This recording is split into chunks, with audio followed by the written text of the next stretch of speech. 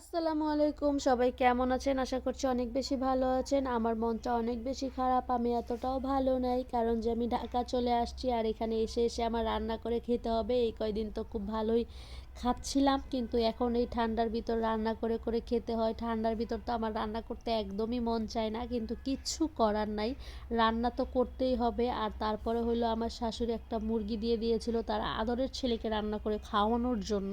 এজন্য তো আমার রান্না করতে হবে। সেও আবদার করছে সে রাত্রের বেলায় এটা খাবে, তার জন্য আমি ওই রাত্রের বেলায় এত কষ্ট করে রান্না করছি তার জন্য। কারণ হলো যতই খারাপ হোক, হাজব্যান্ড বলে তো কথা, তার ওসিলায় আমি তার সংসারে আছি।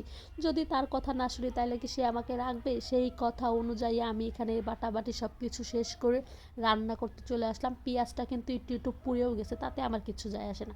মজা হইলে হোক, না হইলে নাই, না চেষ্টা করতেছি মজা করে রান্না করার জন্য। আর তরকারিটা খেতে কিন্তু অনেক বেশি মজা হয়েছিল। জানি না কেন এত মজা হয়েছে, আমার হাতের রান্না এত মজা হয় কেন আমি জানি না। আমি চাই না এত মজা করে রান্না করি, তারপরেও মজা হয়। এত মজা কেন হয়? এত মজা হওয়ার কোনো দরকার আছে? আমি চাই না যে মজা হোক, তারপরে এত মজা হয় কেন? আমার মেয়েও খায়া বলতেছে মা অনেক মজা হয়েছে। আর তারা খাইছিল হলো ছিটা রুটি দিয়া, বানাইছিলাম ছিটা রুটি, যে ছিটা রুটি হলো আমি আমার বাপের জীবনেও খাই নাই। আর হলো আমাদের ময়মনসিংহ অঞ্চলে কেউ এরকম ছিটা রুটি জীবনেও বানায় না। কারণ হইলো এই ছিঁড়া ছিঁড়া জামার মতো ছিঁড়া রুটি এটা আমি আগে কখনো খাই নাই। তো মাইয়া যেহেতু কইতেছিল যে মা অনেক মজা হয়েছে, আমিও পরে খাইয়া দেখলাম যে না, আসলেই তো এই ছিঁড়া ছিঁড়া জামা প্যান্টের মতো এই ছিটা রুটি তো অনেক বেশি মজা হয়েছে। আসলে আমি বানাইতে পারছি এটাই অনেক। কারণ আমি তো ভাবছিলাম যে হবে না, অনেকে বলে যে হয় না, কিন্তু আমার কাছে তো মনে হলো পানির মতো সহজ। বানাইলাম, কি সুন্দর যে হয়েছিল, যা আপনাদেরকে ভিডিও তো দেখলে আপনারা বুঝতে পারবেন। আর একটা ভিডিও তো কালকে আপলোড করেই দিলাম যে ছিঁড়া ছিঁড়া জামার রুটি কি সুন্দর হয়েছিল, দেখেন নাই? এরকম সুন্দরই হয়েছিল। আচ্ছা যাই হোক, বক বক করতে করতে দেখলেনই তো এখানে আমি কি কি দিয়ে সুন্দর করে মশলাটাকে কষাইলাম। কষানোর পরে হইলো এখানে আমি মাংসগুলো দিচ্ছি। এটা হলো একদম দেশি মুরগির মাংস, দেখতেই পাচ্ছেন। আর খাইতে অনেক বেশি মজা, কারণ হলো দেশি জিনিসের স্বাদই তো আলাদা, তাই না বলেন আপনারা?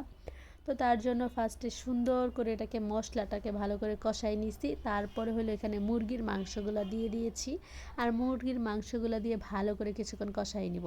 আর এখানে কিন্তু আমি অবশ্যই আলু দিব, কারণ আমার হাজব্যান্ড অনেক আলু খাইতে পছন্দ করে। পাশাপাশি তার ঘর থেকে যে একটা বাচ্চা হয়েছে আমার মাইয়া, সেই মাইয়াও খালি তরকারিতে আলু খোঁজে। যদি মাংস রান্না করি তাহলে এতগুলো আলুই দিতে হয়। আমার মাঝে মধ্যে মনে হয় মাংস থুয়া ওদেরকে আমি আলু মশলা দিয়া কষাইয়া দিই, ওরা মনে হয় সেটাই খাইতে পারবে। দেখতে পারছেন, মনে হইতেছে মাংসের থেকে আলু বেশি। কারণ হলো ওরা মাংস চায় না। আমি যখন ওদেরকে খাবার দেই তখন ওর বাপে আর হলো মেয়েতে খালি বলে মা আলু দাও আলু দাও। আর আমার জামাই খালি কয় কি, আর একটু আলু দাও, আর দুইটা আলু দাও, আর একটু জল দাও, আর একটু আলু দাও। এই আলুই খালি চাই, তাই কি করব, বেশি করে আলু দিছি। আর আমার হইলো মাংসের ভিতর পছন্দ হইলো রসুন, এই জন্য আমি 4টা রসুন দিয়ে নিছি। আমার হাজব্যান্ড কিন্তু আবার রসুন খায় না, আবার মেয়েও খায় না, যেহেতু ছোট। তারপরে হলো 4টা রসুন দিয়ে দিছি। 4টা রসুন কিন্তু আমিই খাবো, কারণ হলো ওরা কেউ রসুন খায় না। আর আমার কাছে মনে হয় মাংসের ভিতর আস্তে আস্তে রসুন দিলে তরকারিটা অনেক বেশি মজা হয়, আর রসুনটাও খাইতে কিন্তু অনেক বেশি ভাল লাগে। আর রসুন কিন্তু অনেক উপকারের জিনিসও, তাই না বলেন আপনারা? তো খাইলে সমস্যা কি? তারপরে সুন্দর করে এখানে রসুন টসুন দিয়ে ভালো করে কিন্তু কষায় একবারে যখন উপর থেকে নিচ থেকে লেগে গেছিলো ফুরফুর করে, তারপরে হলো এখানে আমি আমার পরিমাণ মতো পানি দিয়ে নিব। আপনারা দেখতেই পাচ্ছেন পুরা কিন্তু তেল উঠে গেছে কষানো অবস্থায়। আর মাংসটা একটু তেল তেল ছিল, তো এই জন্য মনে হয় আর একটু বেশি সুন্দর হয়েছে। তো তেল ওঠার পরে হলো কিন্তু আমি এখানে পানিটা দিব। পানিটা দিয়ে কিন্তু আমি আমার পরিমাণ মতো পানি দিয়ে ভালো করে কিন্তু এটাকে সিদ্ধ করে নিব। যেহেতু দেশি মুরগি একটু শক্ত শক্ত তো থাকবেই, এজন্য একটু বেশি করে পানি দিয়ে তারপরে হলো ওটাকে সিদ্ধ করে নিতে হবে ভালো করে। না হলে আবার মেয়ে ছোট খেতে পারবে না যদি সিদ্ধ ঠিক মতো না হয়। তো তারপরে দেখতেই পারতেছেন এখানে আমি আমার পরিমাণ মতো পানি দিয়ে নিছিলাম। পানি দিয়ে তারপরে এটাকে ঢাকনা দিয়ে ঢেকে দিছি। ঢেকে দেওয়ার পরে এই যে হলো আমার ফাইনালি রান্নার লুক। তো অবশ্যই যদি আমার ভিডিও ভালো লাগে কোনো অংশ একটু, তাইলে অবশ্যই লাইক কমেন্ট শেয়ার করে আমার পাশে থাকবেন। আমিও আপনাদের পাশে সবসময় আছি।